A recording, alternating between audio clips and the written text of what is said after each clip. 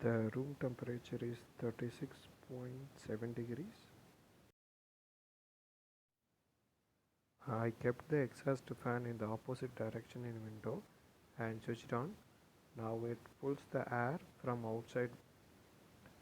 Yeah, now the temperature is reduced to 28.3 degrees.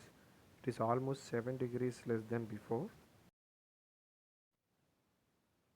Also, I kept another small fan on the opposite side of the room, which pushed the hot air from the room.